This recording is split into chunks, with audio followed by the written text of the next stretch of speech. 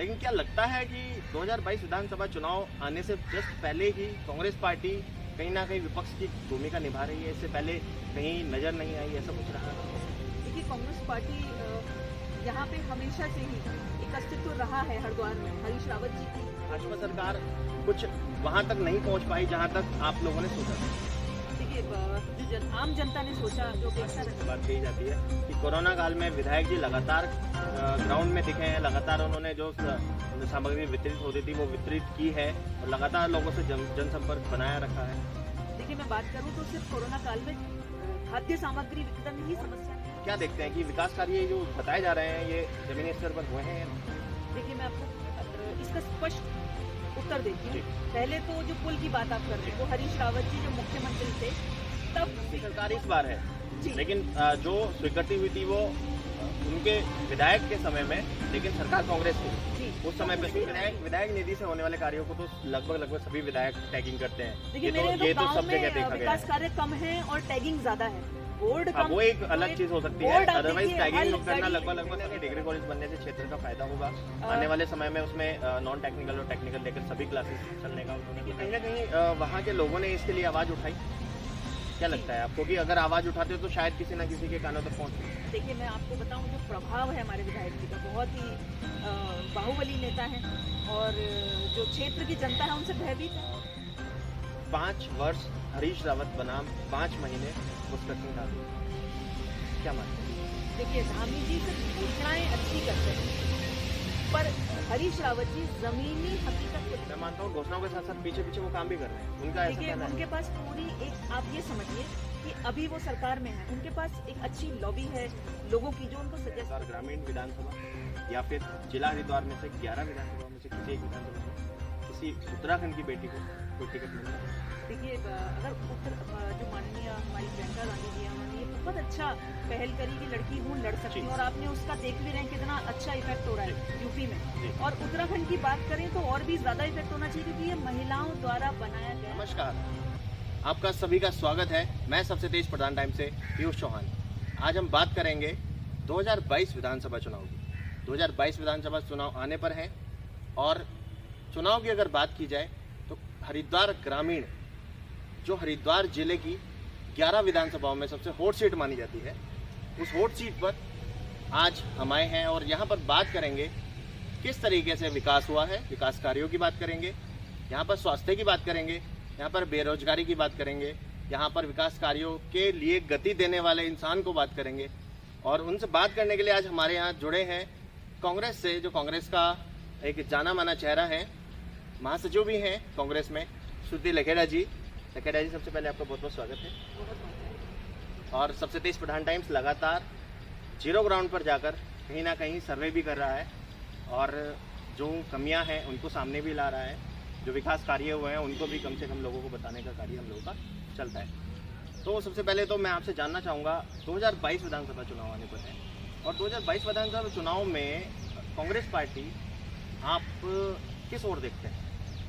2022 के अगर मैं हरिद्वार ग्रामीण की बात करूं जी, तो हमें बहुत अच्छे समीकरण दिखते हैं। थोड़ी हमें जो मेहनत करनी है वो ये है कि कांग्रेस की पॉलिसी को, कांग्रेस की विचारधारा को जन जन तक ले जाना है। लोगों का रुझान है, लोग हाथ बढ़ा रहे हैं कांग्रेस की तरफ, और हमें संगठन को मजबूत करते हुए इस संगठन के साथ लोगों को जोड़ना है और आगे चुनाव आने पर इसको समीकरण में बदल के हमें पोलिंग तक ले जाना है। जी। लखेड़ा जी, आपसे जानना चाहूँगा, पिछले 4.5 साल समय बीता है, सरकार भाजपा की है, कांग्रेस पार्टी विपक्ष में है, लेकिन क्या लगता है कि 2022 विधानसभा चुनाव आने से जस्ट पहले ही कांग्रेस पार्टी कहीं ना कहीं विपक्ष की भूमिका निभा रही है? इससे पहले कहीं नजर नहीं आई, ऐसा कुछ रहा? देखिए, कांग्रेस पार्टी यहाँ पे हमेशा से ही एक अस्तित्व रहा है हरिद्वार में। हरीश रावत जी की जो ये सीट है उसमें उनका व्यक्तित्व, लोगों की मतलब आप एक बात अगर करें तो बच्चे से लेके बुजुर्ग तक हरीश रावत जी का नाम यहाँ पे लोगों की जुबान पे रहता है, कांग्रेस पार्टी का नाम यहाँ पे रहता है। थोड़ा सक्रियता शायद कम रही हो, कई कारण हो सकते हैं। क्षेत्र में हमारे मौजूदा विधायक हैं, थोड़े दबंग और बाहुबली नेता हैं, तो थोड़े संगठन पे भी फर्क पड़ता है उसका। और मतलब पर मैं नहीं मानती कि संगठन हमारा और कांग्रेस पार्टी की 4.5 साल में आपको गतिविधियां ना दिखी हों। कांग्रेस पार्टी सक्रिय रही है। हमने पूरे 5 साल लगातार जिस क्षेत्र में मैं आती हूँ लालढांग में सक्रियता रखी है, गलत चीजों का विरोध किया है और लोगों के जनमानस की समस्याओं को एक पटल तक शासन प्रशासन तक पहुंचाने का काम किया है। आपको क्या लगता है 2022 विधानसभा चुनाव से पहले, अभी 5 साल पहले की अगर बात करें तो कांग्रेस पार्टी की यहाँ पर सरकार हुआ करती थी, तो बीते 5 साल में आपको क्या बदलाव आया है कि भाजपा सरकार कुछ वहां तक नहीं पहुंच पाई जहां तक आप लोगों ने सोचा था? देखिए, जो आम जनता ने सोचा, जो अपेक्षा रखी थी भाजपा सरकार से कि स्वामी जी विकास करेंगे, जिस तरह का बहुमत उन्हें मिला है 20,000 वोट से ऊपर अप्रोक्सीमेटली वो जीते हैं, तो पर वो जनता के साथ मतलब एक तरह से ठगी हुई। जनता को लगा ठगा हुआ महसूस हुआ, क्योंकि उनकी उपस्थिति, इतनी आपदाएं इस समय में आई, डीमोनेटाइजेशन से लेके कोरोना से लेके और कई चीजें इस बार इन 5 सालों में घटित हुई, परंतु एक विधायक की भूमिका पे मैं प्रश्न चिन्ह लगा के पूछती हूँ कि इस समय में आपने जो योगदान देना था वो क्या दिया? जी, लेकिन कहा जाता है कि जैसे अभी भाजपा की ओर से बात कही जाती है, जो सरकार की ओर से बात कही जाती है कि कोरोना काल में विधायक जी लगातार ग्राउंड में दिखे हैं, लगातार उन्होंने जो सामग्री वितरित होती थी वो वितरित की है और लगातार लोगों से जनसंपर्क बनाया रखा है। देखिए, मैं बात करूं तो सिर्फ कोरोना काल में खाद्य सामग्री वितरण ही समस्या नहीं थी, जिसमें भी मैं प्रश्न चिन्ह लगाना चाहूंगी कि ऐसा कितना खाद्य सामग्री आपने कहां तक पहुंचाई होगी। लालढांग क्षेत्र की मैं बात करूं और इधर के क्षेत्र की सुदूर इलाकों में, गाँव में ग्रामीणों को जो उनके हक का राशन था वो भी नहीं मिला, राशन कार्ड जो धारक थे उनको, तो अन्यथा उसके ऊपर से सामान मिलने की तो सवाल ही नहीं होता, लोगों को मिला है। उसके अलावा स्वास्थ्य संबंधित जो परेशानियां हरिद्वार ग्रामीण की जनता को आई हैं वो सबसे ज्यादा थी हरिद्वार में। आप ग्रामीण क्षेत्रों में लोगों को आइसोलेट कर दिया जाता था, पूरे गांव के गांव क्वारंटाइन कर दिए जाते थे और वहां पे मेडिकल टेस्टिंग के लिए भी मैंने आवाज उठाई कि टेस्टिंग तक नहीं हो रही है, लोग पता नहीं किस तरह के बुखार से पीड़ित हैं और पूरा गांव हो डंडियान वाला पूरा बुखार से ग्रस्त था। उसके बाद मैंने आवाज उठाई, एसडीएम से मैंने इस बात की कंप्लेंट करी कि यहाँ पे सबको बुखार हो गया है। उसके बाद वो गाँव पे थोड़ा लोग हरकत में आए, टेस्टिंग हुई तो पता चला पूरे गाँव में सारे लोग कोरोना पॉजिटिव थे। तो तब कहाँ गए थे विधायक जी? और वो उनको कितनी कोरोना काल में आप मुझे उनकी विजिट्स बताइए, ग्रामीण क्षेत्रों में कौन कौन से गाँव में उन्होंने विजिट करी, हेल्थ केयर फैसिलिटी टेस्टिंग वगैरह का क्या क्या उन्होंने उसमें काम किया, टेस्टिंग हुई जितने कोरोना लेकिन लगातार कहीं ना कहीं सरकार की ओर से ये दावे किए गए हैं कि वो अपने स्तर पर बेस्ट करती रही है। चलिए, ये कोरोना की बात हो जाती है, लेकिन आप क्या मानते हैं हरिद्वार ग्रामीण में, जैसे आप लालढांग से आती हैं जो गंगा के उस पार का इलाका बोला जाता है, तो आपको क्या लगता है कि उस इलाके में विकास कार्यों को कितनी गति मिल पाई है और क्या क्या जो विकास कार्य हैं पिछले 5 सालों में वो हो पाए? देखिए, 2020 की बात करूं तो मई जून के आसपास हमने वहाँ पे देखा कि कोविड मतलब चरम पे था और लोगों की इतनी समस्याएं थी कि आप सोचिए, अगर आप कोविड में आइसोलेटेड है और आपके घर में वॉशरूम तक नहीं है, आप कहाँ जाए? घर से बाहर आप निकल नहीं सकते, आपको पुलिस वहाँ पे चक्कर काट रही है कि आप बाहर नहीं जा सकते, आप आइसोलेटेड हैं, आप वॉशरूम तक नहीं है, आपके गांव में नलका नहीं है, आपको कपड़े भी धोने हैं, आपके पशु भी हैं, आपकी पर्सनल कंजम्पशन के लिए भी पानी चाहिए। और कोविड काल में इतने परेशान लोग मूलभूत सुविधाओं से हुए हैं। मैं ये सवाल करना चाहूंगी विधायक जी से, आपका कहना है कहीं ना कहीं मूलभूत जो सुविधाएं हैं वो गाँव नहीं पहुंची। ये बात पे हमने मुद्दा उठाया भी था कि भाई मूलभूत सुविधाएं आप नहीं दे पा रहे हो इतनी, मतलब जितने। एक और सवाल मैं करना चाहूंगी कि जो माइग्रेंट्स थे हमारे यहाँ से, बच्चे जो बाहर जाके काम करते थे वो फंस गए थे कई जगह, कोई देहरादून फंस गया, वो आ नहीं पा रहे थे घर। उस टाइम पे लोग इतने विचलित थे कि जो उनके पति थे या बच्चे थे, महिलाएं घर पे थी। ज्यादातर हमारे ग्रामीण क्षेत्र की ये स्थिति है कि कामकाज लोग बाहर करते हैं, यहाँ कोई व्यवसाय तो है नहीं लोगों का। तो जो बच्चे बाहर फंस गए थे उनको वापस लाने का भी कोई उन्होंने रोड मैप नहीं बनाया, कोई उसमें देखा नहीं उन्होंने किस तरीके से करा जाए।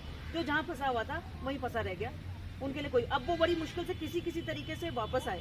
तो आप उन पर आरोप लगा रही हैं कि कहीं ना कहीं अनदेखी की गई? अनदेखी, पूरी अनदेखी। ना उन्होंने कोविड में किसी का ध्यान रखा, ना स्वास्थ्य व्यवस्थाओं का, ना मूलभूत सुविधाओं का, ना जो माइग्रेंट्स वहाँ फंसे हुए थे उनके विधानसभा के, उन पे उन्होंने ध्यान नहीं दिया कि वो युवा कहाँ फंसे हुए हैं, कहाँ है, किस स्थिति में।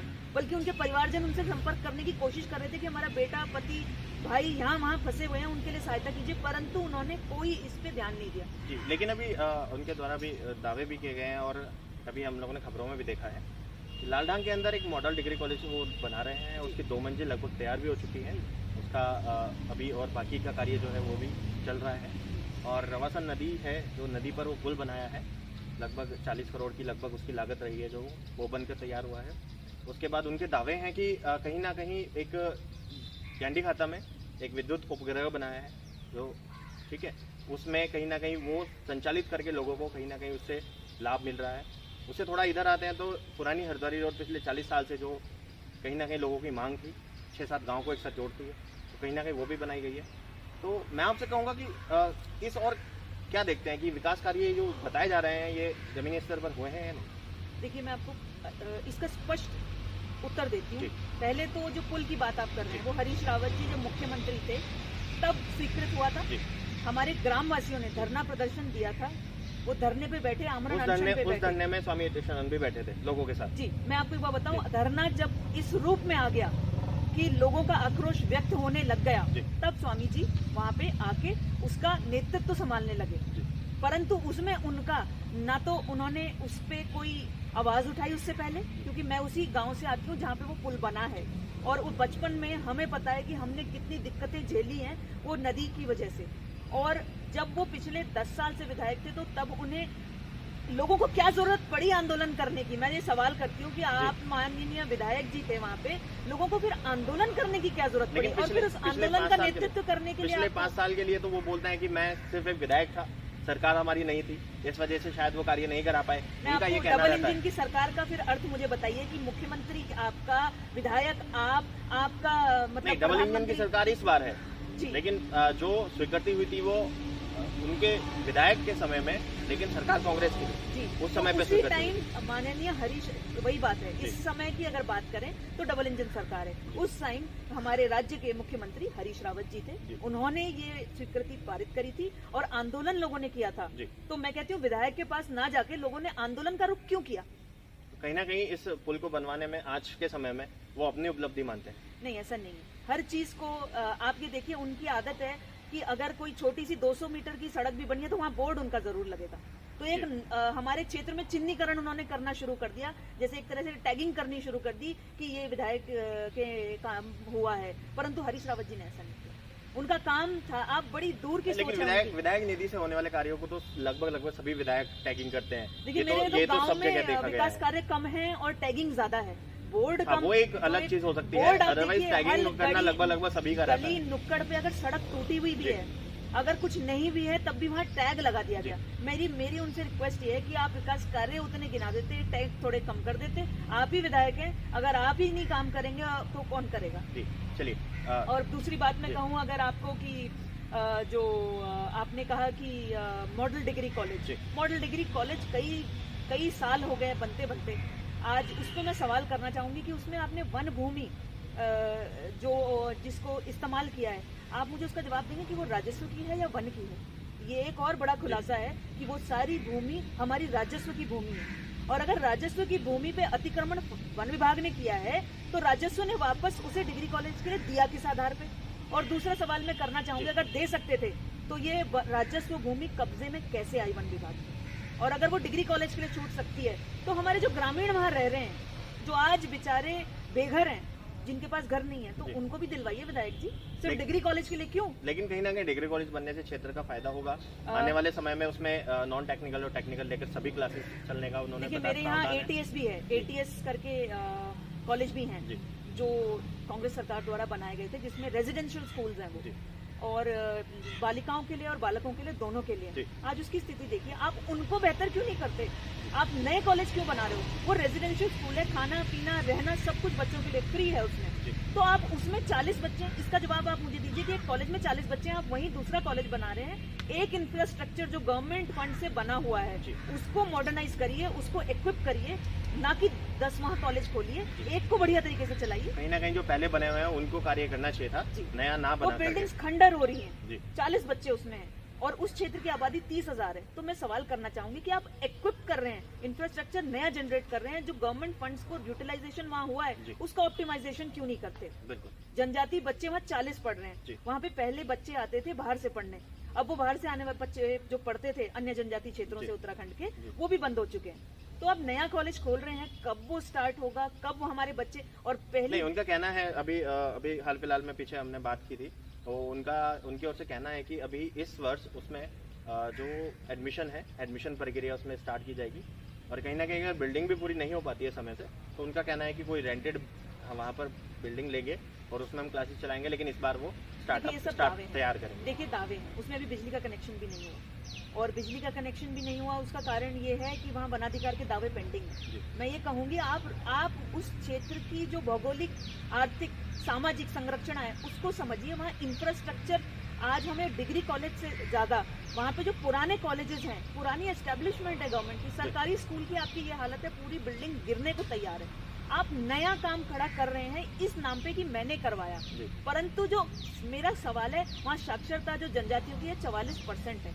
आप साक्षरता की बात करें तो 60% से ऊपर नहीं है। आप नए स्कूल पे स्कूल बना रहे हैं, पर शिक्षा की जो क्वालिटी है उस पे काम क्यों नहीं करते? टीचर्स क्यों नहीं है वहाँ? कहीं ना कहीं शिक्षा के क्षेत्र में आप हम इंफ्रास्ट्रक्चर बनाते हैं, इंफ्रास्ट्रक्चर तो हम बना लेंगे, परंतु उसका लाभ कितना है, वो इफेक्टिव कितना है, उस पर मैं सवाल करती हूँ। जी बिल्कुल, कहीं ना कहीं शिक्षा के क्षेत्र में भी आप फेलियर मानते हैं। फेलियर बिल्कुल, कंप्लीट स्वास्थ्य के क्षेत्र में भी आप फेलियर मानते हैं। बिल्कुल। मेरे यहाँ जो स्वास्थ्य केंद्र है, यहाँ पे भी देखिए आप, प्राइवेट हॉस्पिटल्स जो हैं, प्राइवेट क्लिनिक्स हैं, वहाँ पे पेशेंट्स की भीड़ लगी हुई है। क्यों? क्योंकि स्वास्थ्य केंद्रों में डॉक्टर, नर्स या किसी भी तरह की डायग्नोस्टिक फैसिलिटी नहीं है। तो कहीं ना कहीं वहाँ के लोगों ने इसके लिए आवाज उठाई, क्या लगता है आपको कि अगर आवाज उठाते तो शायद किसी न किसी के कानों तक पहुँचते? देखिए, मैं आपको बताऊं, जो प्रभाव है हमारे विधायक जी का, बहुत ही बाहुबली नेता है, और जो क्षेत्र की जनता है उनसे भयभीत है, और कोशिश करते हैं हम जैसे लोग की थोड़ी चिंगारी जगाएं, लोगों को जगाएं, विपक्ष की भूमिका वहाँ पे जिंदा रखें। परंतु मेरे यहाँ अब एक जागरूकता आनी, पब्लिक से भी मैं कहूँगी कि सिर्फ आप वोट मशीन मत बनिए कि आपने वोट देना है, आप अपनी आवाज जिंदा रखिए। अगर आपकी जरूरतें हैं, सिर्फ नेता नहीं आएगा लड़ने, आपको वोटर अगर जागरूक होगा, वोटर की जागरूकता भी बहुत जरूरी है, क्षेत्र की जागरूकता। हरिद्वार ग्रामीण से हॉट सीट है, परंतु यहाँ की जनता की जो हालत है वो जनता को खुद सुधारनी पड़ेगी, जिम्मेदारी अपनी भी खुद लेनी पड़ेगी। कोई आके किसी को नेतृत्व तब तक नहीं करता जब तक वो खुद उसके लिए प्रयास नहीं करता। जी, हालांकि अभी चेहरे साफ नहीं है, कौन किस पार्टी से कौन इलेक्शन लड़ने वाला है, विधायक का चेहरा, लेकिन बहुत जल्द चेहरे भी साफ हो जाएंगे। आपको क्या लगता है कि कांग्रेस पार्टी से इस बार उत्तराखंड में हरिद्वार ग्रामीण जो सबसे हॉट सीट मानी जाती है, किस चेहरे का नाम सामने है? देखिए, चेहरे, हमारी पार्टी जो डिसीजन लेगी, जो नेतृत्व डिसीजन लेगा, वो सर्वमान्य है। और संगठन, मेरा काम है, जो मेरे को लगता है हमारी जिम्मेदारी है कि जनता से जुड़ना सबसे बड़ा काम। किसी भी पार्टी का अगर जनता से जुड़ाव नहीं है तो हम चुनाव की बात भी नहीं कर सकते, हम एक नेतृत्व की बात भी नहीं कर सकते। जब तक हम जमीनी तौर पे यहाँ हरिद्वार ग्रामीण की जनता से ना जुड़े, तब तक कोई फायदा नहीं होने वाला। और अगर जमीनी तौर पे कोई भी नेता जुड़ा हुआ है, जमीनी तौर पे पब्लिक के साथ जुड़ा है, उनके सुख दुख, उनकी संघर्ष में उनका साथी है, तो पब्लिक जरूर। और ये कांग्रेस पार्टी ने, आप देखिए, हमारे यहाँ क्षेत्र में पुल भी निर्माण हुआ, आपको नहीं पता होगा कि 2006-07 में ग्राम नया गांव में, हमारे यहाँ भाबरग्रास है। अब आपको एक और इसका एस्पेक्ट बताती हूँ हरिद्वार ग्रामीण का, जो NTFP है, नॉन टिम्बर फॉरेस्ट प्रोड्यूस, इस पे किसी ने ध्यान ही नहीं दिया। विधायक जी कहते हैं सिडकुल लगाएंगे। आप मुझे बताइए, वन क्षेत्र जो है जिसमें प्राकृतिक संपदा इतनी अच्छी है कि बाहर से लोग आके यहाँ पे हमारी प्राकृतिक संपदा का दोहन कर रहे हैं, उसको अगर लोकल लोगों के रोजगार सृजन में काम लाया जाए, जैसे नेचुरल फाइबर्स की मैं बात करूं, मेडिसिनल प्लांट्स की बात करूं, हर्ब्स की बात करूं, बहुत मात्रा में, और आज हैंडीक्राफ्ट्स, मेरी ह्यूमन स्किल्स जो हैं उसको नेचुरल रिसोर्सेज के साथ डेवलप किया जाए, तो उस क्षेत्र में बहुत संभावना है। और ये एक एस्पेक्ट है, इसको कांग्रेस पार्टी ने देखा था, potential in non timber forest produce. नया गांव में भाबर ग्रास के जो ट्रेडिशनल हमारे बोक्सा ट्राइब्स हैं, उसका एक प्रोजेक्ट RS तौलिया जी ने, फर्स्ट जो हमारे IAS सेक्रेटरी थे, उन्होंने डेवलप किया था वहाँ पे। और भाबर ग्रास की पान बटाई का कार्यक्रम जिला हमारे जो CDO ऑफिस है उससे वहाँ पे प्रोजेक्ट इंप्लीमेंट किया गया था। रिसेंटली कुछ साल पहले, 5-10 साल पहले, उनको वहाँ से फॉरेस्ट से भाबर ग्रास निकालना बंद हो गया। ये एक ऐसा ऑप्शन था जो ग्राम्य उद्योग को उस क्षेत्रों में बढ़ाए रखता है। कि ग्राम्य उद्योग के लिए आप पहले भी आवाज उठाते रहेंगे। जी, आप उसके लिए काफी काम भी करती हैं, और ग्राउंड लेवल पर वो चीज काफी देखा भी गया है मीडिया और सोशल मीडिया के माध्यम से, आप कहीं ना कहीं लोगों को टच में बनी रहती हैं। मैं बात करना चाहूँगा कि जैसे अभी बोला गया है 5 वर्ष हरीश रावत बनाम 5 महीने पुष्कर सिंह धामी, क्या मानते हैं? देखिए धामी जी सिर्फ घोषणाएं अच्छी करते हैं, पर हरीश रावत जी जमीनी हकीकत को लेके चलते हैं। अगर आप देखें हरीश रावत जी की जो नॉलेज है, उत्तराखंडीयता की जो वो बात करते हैं, वो बहुत बड़ा परिप्रेक्ष्य है। उसको समझना किसी, अगर आप सही व्यक्ति देखें जमीनी हकीकत से जुड़े हुए, उन्हें पता है कि वो किस चीज की बात कर रहे हैं। उत्तराखंड कहीं ना कहीं एक सर्वे आया था, मुख्यमंत्री का जो चेहरा, उसके लिए एक सर्वे आया था। हरीश रावत जी 33% थे और पुष्कर सिंह धामी 27%। तो कहीं ना कहीं ये बात वहां से निकल कर आई। 5 साल हरीश रावत बनाम 5 महीने में वो 27% अगर है, तो आगे 5 साल अगर उन्हें मौका मिले तो कहीं ना कहीं वो शायद इससे ऊपर। देखिए मैं मानती हूँ उनका इंटेलेक्ट अभी तक पब्लिक ने नहीं देखा। धामी जी मीडिया द्वारा मैनेज करे जा रहे हैं, पार्टी द्वारा मैनेज करे जा रहे हैं, पर व्यक्तिगत तौर पे वो जब बोलते ही नहीं तो हमें पता कैसे चलेगा कि मुख्यमंत्री कैसे हैं। उनका इंटेलेक्ट संभाल करती है। हरिद्वार ग्रामीण में 2 उन्होंने अपने यहाँ पर दौरे किए हैं और काफी घोषणाएं भी की हैं और काफी हद तक उनकी घोषणाओं पे काम भी, जहाँ तक सरकार की बात कही गई कि हो रहा है। हमारे यहाँ एक अभी मिनी स्टेडियम बन रहा है जटवादपुर में, उसका कार्य भी काफी गति पर वो चल रहा है। तो कहीं ना कहीं मैं मानता हूँ घोषणाओं के साथ साथ पीछे पीछे वो काम भी कर रहे हैं। उनका ऐसा कहना है। उनके पास पूरी एक, आप ये समझिए कि अभी वो सरकार में है, उनके पास एक अच्छी लॉबी है लोगों की जो उनको सजेस्ट करते हैं, कंसल्टेंट्स हैं, उनके सलाहकार हैं, एक ब्यूरोक्रेट लॉबी है जो उनके लिए ये अच्छे पैकेजेस तैयार कर रही है, ठीक है, और पार्टी का समर्थन भी है, पूरी सत्ता उनके हाथ में।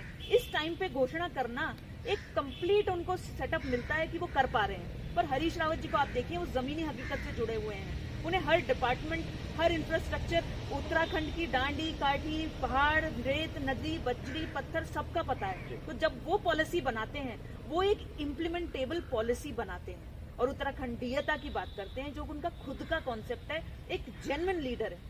वही बात धामी जी की करी जाए तो उनको एक पैकेज दिया जाता है कि आपको ये बोलना है, ये घोषणा करनी है, पर हम मुख्यमंत्री को ये नहीं देख पाए कि उसका व्यक्तित्व कैसा है, क्योंकि वो जनता द्वारा चुने गए मुख्यमंत्री नहीं हैं, वो पार्टी द्वारा जनता को दिए गए मुख्यमंत्री हैं। तो चुनने और किसी के कहने से आने में कहीं ना कहीं फर्क है कि वो उन्हें भेजा गया है मुख्यमंत्री बनने के लिए। अब वो कैसे व्यक्ति हैं, क्या व्यक्तित्व है, वो 5-6 महीने में जनता समझ नहीं पाई है, पर इतनी घोषणाएं थोप दी गई हैं जनता पे कि वो देख रही, चलो ये भी मिल रहा है, वो भी मिल रहा है, वो भी मिल रहा है। एक वही बात है कि मेरे बच्चे हैं और उनकी मौसी आती है मान लीजिए घर, तो वो बहुत सारी चॉकलेट्स लेके आती है, तो उस टाइम के लिए मौसी बहुत अच्छी है। और मैं माँ हूँ, मैंने तो रोटी सब्जी बनाई है और बच्चे को मैं रोज रोटी सब्जी खिलाऊंगी, तो बच्चा बोलेगा ये मम्मी की रोटी सब्जी तो चलो रोज खाते हैं, ये चॉकलेट खा के देखते हैं। पर वो क्या हर रोज चॉकलेट खा सकता है? काम तो उसकी सेहत के लिए वो रोटी सब्जी आएगी। उसी तरह एक अच्छा मुख्यमंत्री वो है जो हमारी जरूरतें, हमारी उपलब्धि, हमारी कार्य प्रणाली और हमारी काबिलियत को समझे। उत्तराखंड को की काबिलियत को समझने के लिए, उत्तराखंडीयता को, उसमें हर चीज आ गई, हमारा तराई क्षेत्र आ गया, पहाड़ आ गया, कुमाऊं हो गया, गढ़वाल हो गया, उसकी समझ हरीश रावत जी को जैसी है वैसी बहुत समय लगेगा इन लोगों को विकसित करने, परिपक्व। एक सिर्फ 2 शब्दों में एक आंसर दीजिएगा क्योंकि सब में काफी हो गया। मैं आपको एक चीज कहूँगा, इतना सब कुछ हरीश रावत जी के पास या कांग्रेस सरकार के पास होने के बावजूद आपको क्या लगता है कि सरकार का फेलियर रहा या कहीं ना कहीं कार्यकर्ताओं का फेलियर रहा? पिछली बार हरीश रावत जी की सरकार भी गई और वो हरीश रावत जी यहाँ हरिद्वार ग्रामीण से लड़े, तो उनको भी हार का मुंह देखना पड़ा। कहीं ना कहीं इसके पीछे क्या कारण है? देखिए मुझे कई कारण लगते हैं। एक तो हमें लगता है कि हमें संगठन पे और मेहनत करनी चाहिए, ये हमारे लिए हम लोग कह रहे हैं, including each one of us, हम सब कार्यकर्ताओं के लिए हमें संगठन पे और मेहनत करनी पड़ेगी। इंडिविजुअल बेनिफिट्स से ज़्यादा पार्टी को, संगठन को प्राथमिकता देनी पड़ेगी। सिर्फ मैं नहीं, हम होना चाहिए, हमसे ही संगठन बनेगा, हमसे ही क्षेत्र का विकास होगा, हम करेंगे तो जनता जुड़ेगी। तो मैं यही कहना चाहूँगी। 2022 विधानसभा चुनाव में कांग्रेस पार्टी किन किन मुद्दों को लेकर घर घर जा रही है? देखिए कांग्रेस पार्टी के जो एजेंडा है मैंने आपको बताया, उत्तराखंडीयता। उत्तराखंडीयता में क्या क्या आता है? उत्तराखंडीयता में जो यहाँ की प्राकृतिक संसाधन है, मानव संसाधन का विकास, मानव संसाधन हमारी जो आज सबसे बड़ी प्रॉब्लम है, अनएम्प्लॉयमेंट है, उसको कैसे हम रिजॉल्व करेंगे, कैसे हम अपने राज्य में रोजगार सृजन करेंगे। हमारे देखिए 19 में वो आया, फॉरेन इन्वेस्टर्स आए घूमे फिरे, उनका ये सवाल था कि हमें ये नहीं पता कि उत्तराखंड गवर्नमेंट हमें इन्वेस्ट कहाँ कराना चाहती है, कौन से सेक्टर में करें, कौन सी रिसोर्स में करें, ये एक जवाब दे नहीं पाए। एक बड़ा धमाका था, पैकेज था, हो हल्ला हुआ, पोस्टरबाजी हुई, प्रदेशों में रैली निकली, परंतु निचोड़ इतने 1000 करोड़ रुपए आई थिंक खर्च किए गए, परंतु उसका निचोड़ कुछ नहीं निकला। चलिए, सबसे तेज प्रधान टाइम्स की ओर से आप हरिद्वार ग्रामीण की जनता को क्या संदेश देंगे? मैं ग्रामीण की जनता को यही संदेश देना चाहूँगी कि अपने हक के लिए आवाज़ उठाइए। हम गूंगे नहीं हैं, हम बहरे नहीं हैं। आप संगठित होइए, अपने नेतृत्व को चुनिए, खुद अपना नेतृत्व खड़ा करिए और अपने हक की लड़ाई लड़िए। कोई नेता या मंत्री बाद में आएगा, पहले आपको खुद जागरूक होना पड़ेगा। अपने संसाधनों को, अपने लोगों को एकजुट करिए और मेहनत करिए। चुनाव में जो भी हो, आप आगे बढ़िए। मेरी रिक्वेस्ट है कि हरिद्वार ग्रामीण को साक्षर बनाइए, सशक्त बनाइए। चलते चलते एक आखिरी सवाल, प्रियंका गांधी वाड्रा एक स्लोगन लेकर आई हैं, कहीं ना कहीं उत्तराखंड में भी आप क्या मानते हैं कि सरकार में बेटियों की भूमिका रहेगी या टिकट का जो बंटवारा रहेगा, क्या उसमें भी क्या उम्मीद लगाई जा सकती है? हरिद्वार ग्रामीण विधानसभा या फिर जिला हरिद्वार में से 11 विधानसभा में से किसी एक विधानसभा में किसी उत्तराखंड की बेटी को कोई टिकट मिलता है? देखिए, अगर जो माननीय हमारी प्रियंका गांधी जी हैं, उन्होंने ये बहुत अच्छा पहल करी कि लड़की हूँ लड़ सकती हूँ, और आपने उसका देख भी रहे हैं कितना अच्छा इफेक्ट हो रहा है यूपी में। और उत्तराखंड की बात करें तो और भी ज्यादा इफेक्ट होना चाहिए, क्योंकि ये महिलाओं द्वारा बनाया गया राज्य है। हम इस राज्य में महिलाओं के योगदान को नहीं दरकिनार कर सकते, और अगर हम करते हैं तो हम विकास से आधी आबादी को अलग कर रहे हैं। तो कहीं ना कहीं मानते हैं कांग्रेस पार्टी इस पर खरी उतरेगी? जरूर करेगी, कांग्रेस पार्टी इस पर विचार करेगी और हम सब इसमें साथ हैं। हम सब इसमें संघर्ष करेंगे। लड़की हूँ, लड़ सकती हूँ, उत्तराखंड के लिए लड़ूंगी, उत्तराखंडीयता के लिए लड़ूंगी, अपनी पब्लिक के लिए, अपने लोगों के लिए, अपनी आवाज़ के लिए ज़रूर लड़ूंगी। चलिए, बहुत बहुत धन्यवाद आपका लखेड़ा जी। ये थी हमारे साथ श्रुति लखेड़ा जी, कांग्रेस पार्टी का पक्ष रखने के लिए। अब आने वाले समय में देखते हैं 2022 विधानसभा चुनाव में भारतीय जनता पार्टी की सरकार बनती है या कांग्रेस एक बार फिर से सत्ता में कामयाब होगी, और आने वाले समय में उत्तराखंड का विकास किस ओर जाता है। मैं पीयूष चौहान, सबसे तेज प्रधान टाइम्स।